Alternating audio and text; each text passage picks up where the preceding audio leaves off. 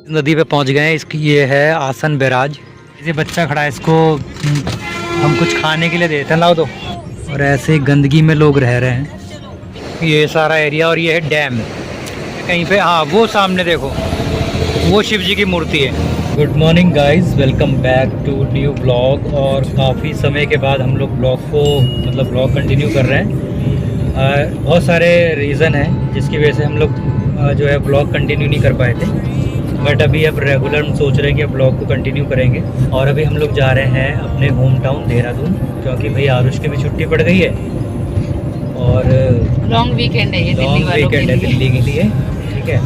तो फिलहाल निकल चुके हैं। मौसम का हाल जो है भाई बहुत बुरा है, क्योंकि बारिश भी हो रही है, हल्की हल्की बारिश हो रही है। और आप देखो आगे जैसा भी कुछ माहौल रहेगा हम आपके साथ सारी चीज़ें शेयर करते ही रहेंगे। फिलहाल आरुष मोबाइल देख रहा था, मैंने इसको डांट दिया। फिलहाल बाहर दिखाओ मौसम भी और अभी मौसम दिखाते हैं भाई। दिल्ली का है, सब जगह का मौसम ही जो है वो घनघोर बादल छा रखे हैं, और काले घनघोर बादल, और हल्की हल्की बारिश भी शुरू हो गई। आप आगे देखते हैं कि बारिश हमें मिलती है, कितनी बारिश मिलती है। और भाई अभी कोई नाश्ता पानी कुछ नहीं किया, फिलहाल निकल चुके हैं घर से, क्योंकि सफ़र को जल्दी जल्दी तय करना है। इधर बैठी है शेरिल अपने विचारों के साथ। लंबा सफ़र है। तो देखो भाई, ये है बारापुला। हम बारापुला से जा, और आरुष भी पीछे बना रहा है व्लॉग।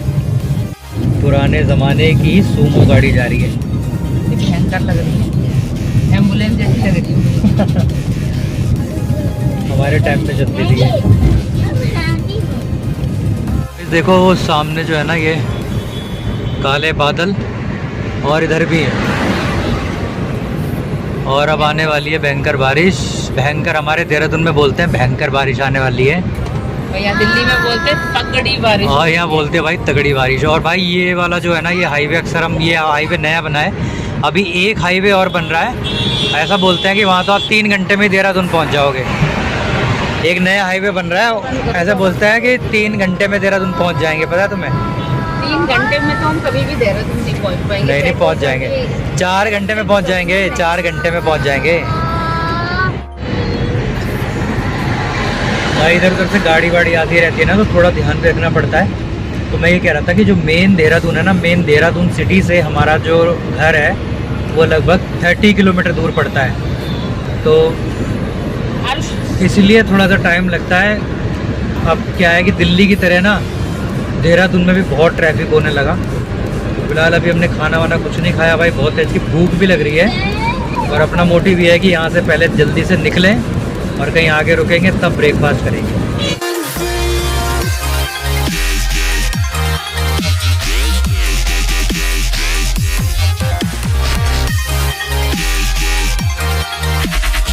तो गाइस अभी हम टोल पे आ गए हैं, और ये अभी हमारा पहला टोल आ गया है मेरठ से पहले। और देखो सब तरफ झंडे ही झंडे हैं, सब तरफ टोल पे भी पूरा झंडे लगे हुए हैं। लोगों की इनफैक्ट गाड़ियों में भी झंडे लगे हैं।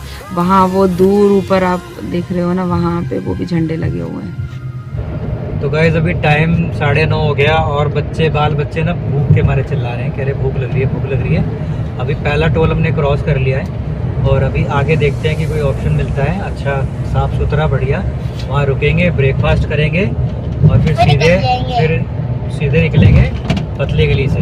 और भाई मैं एक चीज़ और बता देता हूँ आपको, घर पे बन रही है कढ़ी। तो जब मेरी मदर थी, तो जब भी मैं घर जाता था या हम लोग घर जाते थे, तो मम्मी कढ़ी बनाती थी, क्योंकि कढ़ी मेरे को बहुत पसंद है। तो अभी क्या है कि भाई का फ़ोन आया था, उसने पूछा कि कहाँ पहुँचे, तो मैंने बता दिया अभी रास्ते में है। तो उसने मुझे अपडेट दिया कि भाई घर पे बन रही है कढ़ी, तो कढ़ी खाएंगे फिर। तो चलो कहीं रुकेंगे, फिर आराम से बातें करेंगे। अभी हम लोग मेरठ में रुके हैं, और ये फैमिली रेस्टोरेंट साफ़ सुथरा है, बंद है, एसी भी लगा हुआ है। तो फिलहाल यहाँ पर देखते हैं क्या क्या ऑप्शन है, क्योंकि अभी मन कर रहा है आलू का पराठा खाने का भाई, और चाय पीने का। गाड़ी लॉक कर दी, क्योंकि जब हम घर से चले थे तो हमने भाई चाय नहीं पी, क्योंकि घर की चाय तो घर की होती है। फिलहाल यहाँ पे ऑर्डर देते हैं और देखते हैं क्या क्या ऑप्शन है। और आरुष को भी भूख लग रही थी काफ़ी। तो गाइज़ ये जो रेस्टोरेंट है इसका नाम है विशाल, और अभी हमने फ़िलहाल जो है ना आलू के पराठे, मैगी, चाय और क्या मंगाया? फ़िलहाल यही मंगाया है। अभी भूख तो अभी फ़िलहाल यही मंगाया है और देखते हैं अभी ये कुछ अगर ज़्यादा पेट मांगे मोर तो फ़िलहाल हम और भी कुछ मंगा लेंगे। तो फ़िलहाल ये आने देते हैं। भक्ति गीत बज रहे हैं यहाँ पे, देखना आरुष क्या कर रहा है। सुनो, नीचे बैठ जाओ।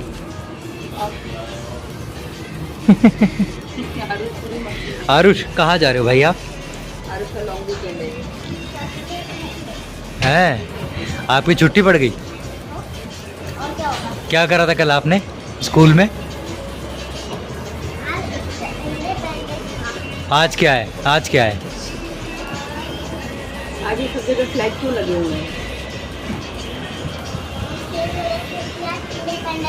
वेरी गुड, याद हो गया यार उसको सब है। स्कूल जाने से बच्चा सब सीखता है ना, उसको पता होता है। तो भाइयों ने अपने कैफ़े को देखो क्या मस्त बनाया हुआ है, ग्रीन ग्रास लगी हुई है और ऑप्शन सही है यहाँ पे, सही ऑप्शन है। अच्छा है यार, जहाँ जल्दी खाना मिले, फटाफट मिले, साफ़ सुथरा हो वो देख के खाओ, क्योंकि आजकल बारिशों में ना साफ़ सुथरा मिलना थोड़ा मुश्किल होता है, इसीलिए।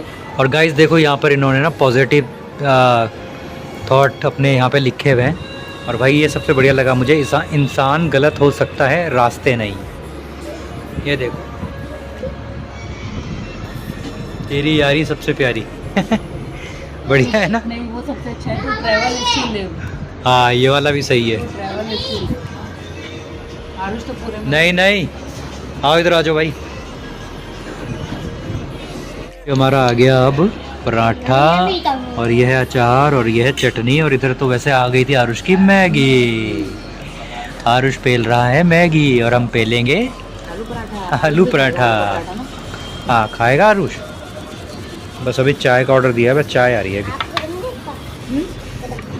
निकालो। और यह है हाईवे, अंकल खड़े हैं गाड़ियाँ निकालने के लिए, तो फ़िलहाल बैठते हैं गाड़ी में और पहले पूछ लेते हैं कुछ चट्टा मट्टा तो नहीं, कुछ चट्टा मट्टा तो नहीं लेना? अभी खा लिया इतना, बस ज़्यादा नहीं लूँगा, बस एक आधा पैकेट लूँगा, ज़्यादा नहीं लूँगा भाई। ठीक है। तो गाइस ब्रेकफास्ट हमने कर लिया और देखो ये पीछे लिखा हुआ है आई लव मेरठ। तो फ़िलहाल अभी मेरठ से निकल रहे हैं यहाँ से और मात्र दिल्ली से हमें 1 घंटा लगा मेरठ पहुँचने में, क्योंकि हाईवे अच्छा है। और ब्रेकफास्ट कर लिया भाई, जो है हमने जो आलू के पराठे मंगाए थे ना वो बहुत अच्छे थे और चाय भी बहुत अच्छी थी और कोल्ड कॉफ़ी भी अच्छी थी। फ़िलहाल कोल्ड कॉफ़ी तो शहरील ने पी ली। आरुष के लिए फ्रेंच फ्राइज़ पैक करवा लिए। अब सीधे निकलेंगे, कहीं रुकेंगे नहीं, सीधे अब देहरादून ही रुकेंगे। तो फ़िलहाल निकलते हैं यहाँ से। तो यहाँ पर आरुष को दिख गई दुकान, कह रहा कुछ चट्टे मट्टे मेरे लिए ले लो। तो फ़िलहाल इसके लिए देखना है क्या लेते हैं। फिलहाल अभी कोल्ड ड्रिंक, चुपा चुप, कुछ स्नैक्स, मतलब आरुष के लिए नमकीन ले ली और कुछ तो आरुष ले के भी चला गया। तो बैठे हैं सब गाड़ी में। तो जहाँ कहीं भी सुनने को मिल रहे हैं हमें देशभक्ति के सॉन्ग, है आरुष? चुपा चुप आरुष को बहुत बढ़िया लगता है। और वैसे देशभक्ति 24 घंटे हमारे दिल में और हमारे खून में चलनी चाहिए। ऐसा नहीं कि साल में एक बार ही जो है ऐसा होना चाहिए। तो भाई हमारा तो यही संदेश है कि प्यार से रहो अपने देश में, पड़ोसी देश से भी प्यार करो, पड़ोसी देश से भी प्यार करो और खुद भी शांति से रहो। दंगा फसाद करने से कोई फ़ायदा नहीं है। तो फिलहाल आज का समाचार यहीं समाप्त करते हुए यहाँ से निकलते हैं अब और सीधे पकड़ते हैं हाईवे। 15 अगस्त के लिए झांकी निकल रही है, ये देखो भाई।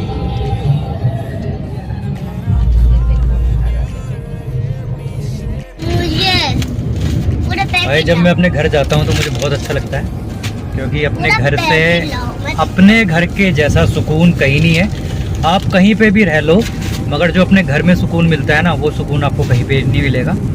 इसलिए जब भी हम घर जाते हैं तो हमें अच्छा लगता है। और ख़ास कर अगर धूप ना हो तो सफ़र का और भी मज़ा आता है। फ़िलहाल शहरील तो रील डालने में लगी पड़ी है और आरुष पीछे बैठा है चुपा चुप निपटाने में लगा पड़ा है। भाई रास्ते के लिए रख ले है।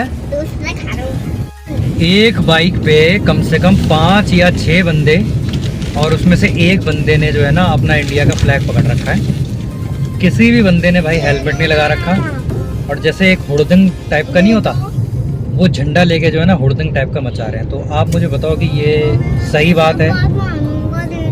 एक तो भाई आपने हेलमेट नहीं लगा रखा, फिर दूसरी बात आप ठीक है झंडा लेके चल रहे हो, वो अच्छी बात है, बट कहीं ना कहीं ये चीज़ तो भाई गलत है। आप सही तरीके से किसी को अगर अपने देश को रिप्रेजेंट कर रहे हो तो सही तरीके से करो। ऐसा नहीं है कि भाई अपनी भी जान माल का खतरा हो और दूसरी की भी जान माल का खतरा हो। तो भाई ऐसे मत करो, शांति से सब चीज़ें करो, सेलिब्रेट करो। सेलिब्रेट करने के लिए कोई भी मना नहीं करता, बट ऐसा ना करो कि दूसरों को प्रॉब्लम हो जाए और खुद को भी प्रॉब्लम हो जाए। पहली बार ना एक कन्फ्यूज़न हुआ क्या कि देहरादून का बोर्ड ना पीछे लगा हुआ था, देहरादून का बोर्ड पीछे लगा हुआ था, बट क्या हुआ ट्रैफिक के चक्कर में या देखने के चक्कर में ना मैंने वो बोर्ड ही नहीं देखा। और भाई अभी हम लोग जो है ना हरिद्वार वाले रोड पे आ गए, हरिद्वार वाले रोड पे आ गए। थोड़ा आरुष चुप रहे भाई। हरिद्वार वाले रोड पे आ गए। अब यहाँ से हम सीधे जाएंगे देहरादून। ज़्यादा फर्क नहीं पड़ेगा क्योंकि हमने पीछे पूछ लिया था, उन्होंने बोला कि ज़्यादा फर्क नहीं पड़ेगा, तो इसलिए आप सीधा जाओ हरिद्वार। हरिद्वार से सीधे आप जो है 4 लाइन है देहरादून के लिए, तो वहाँ से चले जाओगे। और भाई मैं यहाँ पे देख रहा हूँ पतंजलि चारों तरफ कई एकड़ में जो है ना पतंजलि का पूरा कहीं रिसर्च इंस्टीट्यूट, फाउंडेशन और आयुर्वेदा मतलब हॉस्पिटल कई एकड़ में फैला हुआ है, कई एकड़ में। और थोड़ा पीछे रह गया वो, बट कैमरा ऑन नहीं कर पाए तब तक। हाँ कैमरे ऑन नहीं कर पाया क्योंकि ट्रैफिक थोड़ा हल्का सा ट्रैफिक हो रहा है, इसलिए मैं कैमरा जल्दी से ऑन नहीं कर पाया। मगर फ़िलहाल अभी हम हरिद्वार जो है हरिद्वार में एंटर कर चुके हैं। और हरिद्वार में ना इतने मंदिर हैं जो कि अभी वो देखते हैं। अगर वो नदी पड़ेगी ना हर की पैड़ी अगर पड़ेगी तो वो भी मैं दिखाऊंगा आपको। और को आ रही है सुसु। तो गाइस हम लोग आ गए हैं हरिद्वार, और बस मेन हरिद्वार जो है ना वो मुश्किल से 2 या 3 किलोमीटर है। और इधर पहाड़ शुरू हो गए हैं और ज़्यादा फ़र्क नहीं पड़ा। लक्सर हरिद्वार में पड़ता है और ये कनखल आप देख रहे होंगे, ये बोर्ड लगा हुआ है ऊपर। और हरिद्वार का भी प्रेम नगर आश्रम। और इधर ये देख सकते हो आप, इधर पहाड़ स्टार्ट हो गए हैं। वैसे हमें सीधे देहरादून जाना है, दिखा रहा था यहाँ पर 61 किलोमीटर।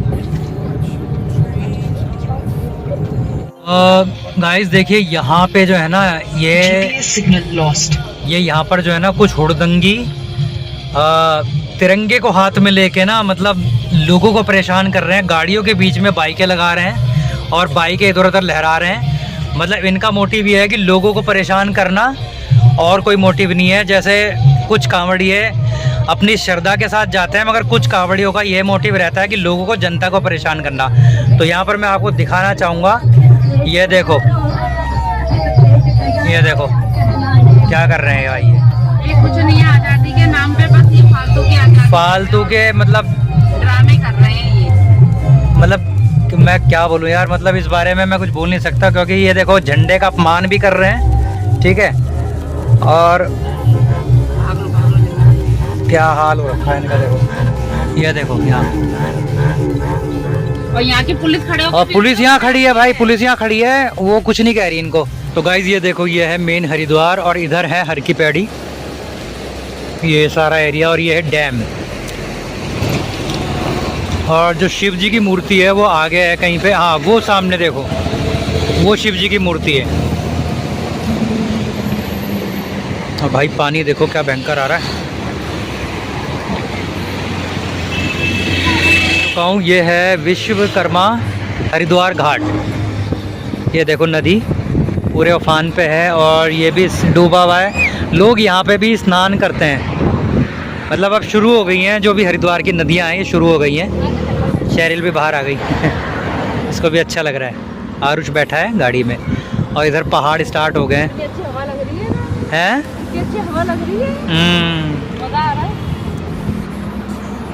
सीधा ही जाना है अब तो, आगे जाके मुड़ना पड़ेगा। तुम हरिद्वार आई हो पहले कभी? नहीं, मैं तो पहली बार ही आई। गाइस इधर हाईवे है और शेरिल कह रही है फोटो क्लिक करने के लिए। चलो ये भी आगे निकल के, इधर नहीं जाना, हाईवे की तरफ नहीं जाना, इधर ही रहो।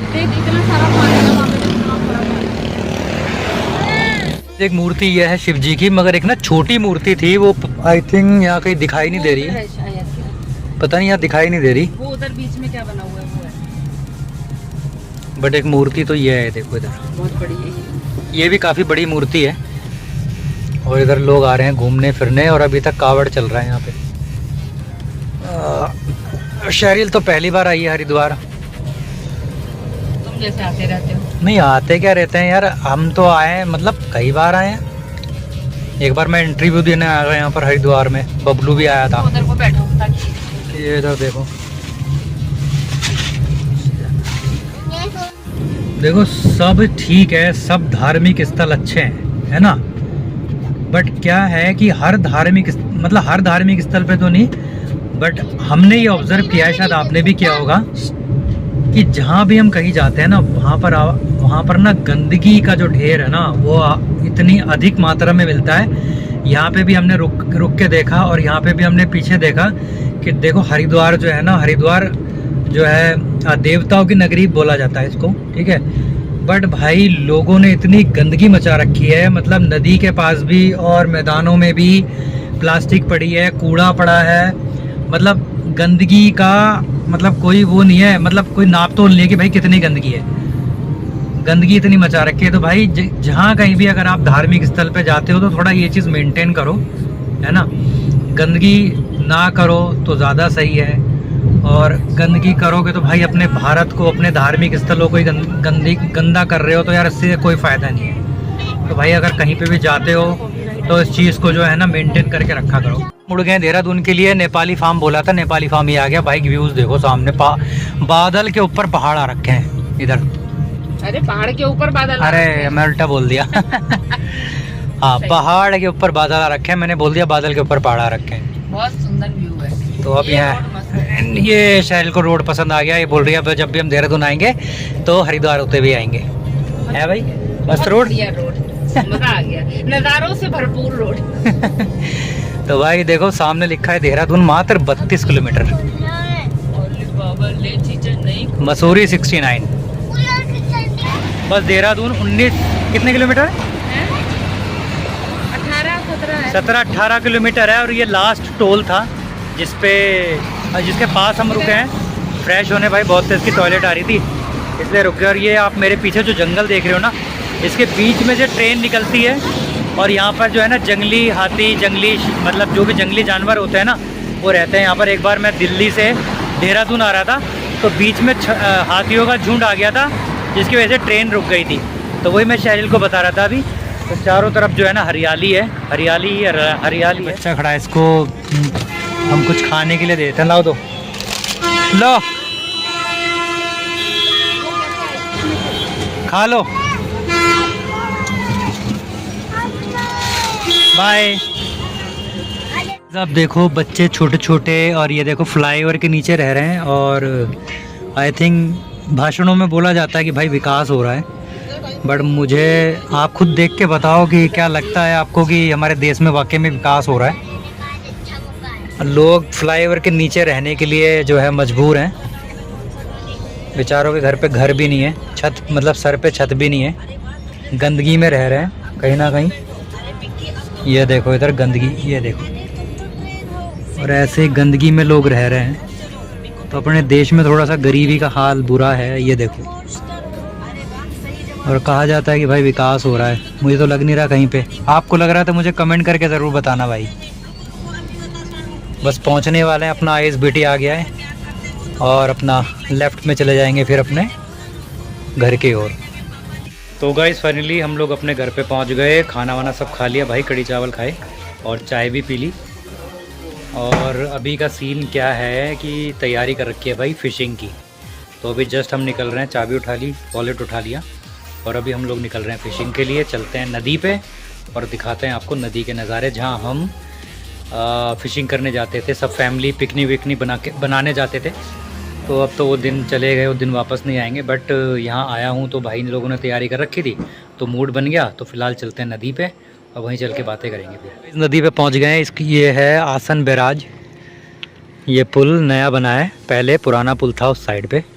तो यहीं पर हम लोग आते थे फ़िशिंग करने के लिए। और भाई अभी फ़िलहाल जाते हैं आगे की तरफ, और अभी और भाई लोग भी आ रहे हैं। नदी के नज़ारे देखो पहले आप, और ये देखो पत्थर, ऐसे ऐसे पत्थर मिलते हैं यहाँ पर रंग बिरंगे, जो आप घरों में सजा सकते हो। अभी क्या है कि मेरे फ़ोन में ना बैटरी भी कम है, ज़्यादा ये चल नहीं पाएगा, इसलिए मैं फटाफट जो है ना शूट कर रहा हूँ। बस अभी अच्छा सा वो देख के फिर बैठते हैं। थोड़ा संभल के चलना पड़ रहा है। तो गाइस इस तरह के कुछ यंत्र होते हैं फिशिंग के लिए, मतलब मछली पकड़ने के लिए। ये है डोर, इसको डोर बोला जाता है और इसमें लगा हुआ है कांटा, ये देखो। और इसमें बांधा जाता है पत्थर ताकि ये पानी में ना भये, और ये डोर और कांटा जो है ना इस पानी में डाला जाएगा और यहाँ पर जो है मछली पकड़ी जाएगी।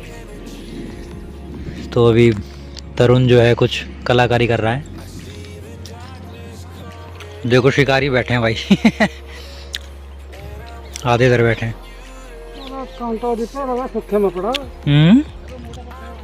चारों तरफ पहाड़।